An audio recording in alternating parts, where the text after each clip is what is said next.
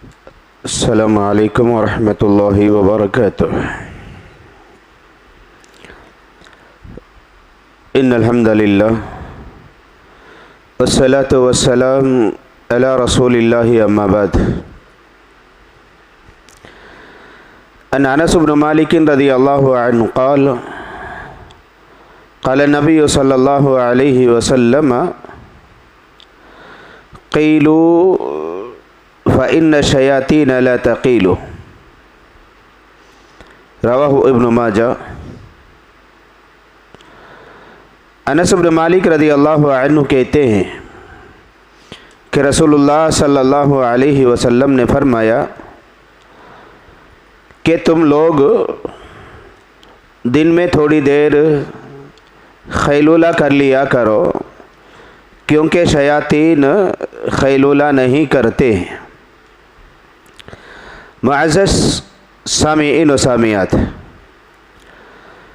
رسول اکرم صلی اللہ علیہ وسلم اللہ تبارک و تعالیٰ کے حکم سے اللہ کے بندوں کو ہر وہ بھلائی کا کام کرنے کا حکم دیا جس کے اندر دنیا اور آخرت کے فائدے ہو، اور ہر اس شر سے، ہر اس برے کام سے رکنے کا حکم دیا جس کے اندر دنیا اور آخرت میں اسے نقصان پہنچتا ہو۔ اور یہ بھی جان لے کہ آپ صلی اللہ تعالی علیہ وسلم کی سیرت اور آپ صلی اللہ علیہ وسلم کی زندگی میرے اور آپ کے لیے ہر حال میں، ہر وقت اور ہمیشہ نمونہ ہے۔ اسی کے اندر کامیابی اور کامرانی ہے۔ آپ صلی اللہ علیہ وسلم نے سونے جاگنے کے آداب بھی بتائے، کھانے پینے کے آداب بھی بتائے۔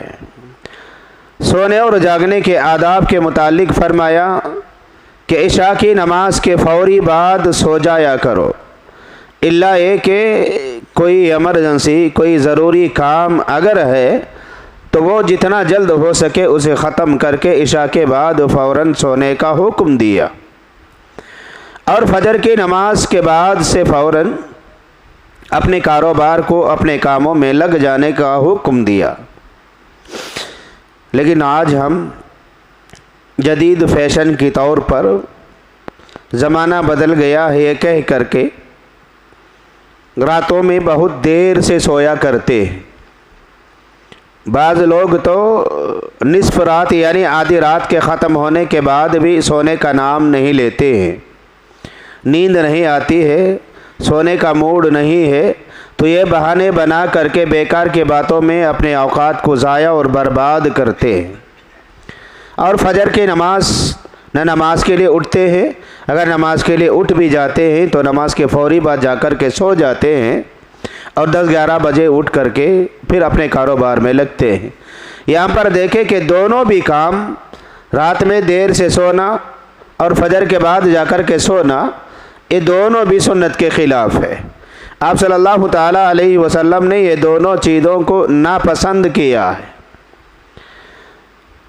اور وہ لوگ جو رات کے آخری حصے میں نماز تہجد کے لیے اٹھ لیا کرتے ہیں، اگر ان کو نیند کافی نہ ہی ہوتی ہے، اس کی وجہ سے سستی اور کاہلی اگر ہوتی ہے، تکلیف اگر ہوتی ہے، نیند کا غلبہ اگر ہوتا ہے، تو ایسے لوگوں کے لیے آپ صلی اللہ علیہ وسلم نے فرمایا کہ دوپہر میں تھوڑی دیر کے لیے آپ خیلولہ کر لیا کرو، اس کے اندر خیر ہے، اور اللہ تعالیٰ اس کی وجہ سے تمہاری نیند کو مکمل کر دے گا، بدن کے اندر چستی کو پیدا کرے گا، سستی کو دور کرے گا۔ لیکن یہاں پر بھی اکثر لوگ یہ غلطی کرتے ہیں، بلکہ میں اور آپ یہ غلطی کرتے ہیں کہ دوپہر میں بھی خیلولہ کے نام سے اتنا لمبا سویا کرتے ہیں، اتنا لمبا سویا کرتے ہیں کہ ظہر کے بعد سے لے کر کے عصر تک ہمارا پورا وقت نیند میں نکل جاتا ہے۔ اگر پوچھا جائے تو کہتے ہیں کہ خیلولہ میں ہم نے وقت گزارا۔ یاد رکھو، یہ خیلولہ کا جو وقت ہے یہ زیادہ سے زیادہ 15 سے 20 منٹ کا وقت ہے، اسی کو خیلولہ کہتے ہیں۔ اس سے بڑھ کر کے سونے کو خیلولہ نہیں کہتے ہیں۔ بس ہم ہماری زندگی کو، ہمارے اعمال کو صحیح قرار دینے کے لیے اسے سنتوں کا سہارا لیتے ہیں۔ کسی بھی حال میں ہو سونا ہی سونا ہے،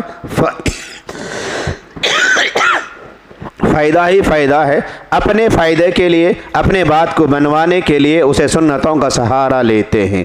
रसूलुल्लाह सल्लल्लाहु अलैहि वसल्लम की आदत थी कि अल्लाह के नबी सल्लल्लाहु अलैहि वसल्लम रोज़ाना रात के आखिरी हिस्से में ज़्यादा वक्त अल्लाह की इबादत के लिए गुजारा करते थे, जल्द उठ जाया करते थे। उसे मुकम्मल करने के लिए, उस नींद को मुकम्मल करने के लिए थोड़ी देर के लिए खैलुला कर लिया करते थे। यकीनन खैलुला सुन्नत है, यकीनन खैलुला आप सल्लल्लाहु अलैहि वसल्लम की आदत है, लेकिन खैलुला वो नहीं है जो ज़ोहर में सो कर के असर में उठा जाए।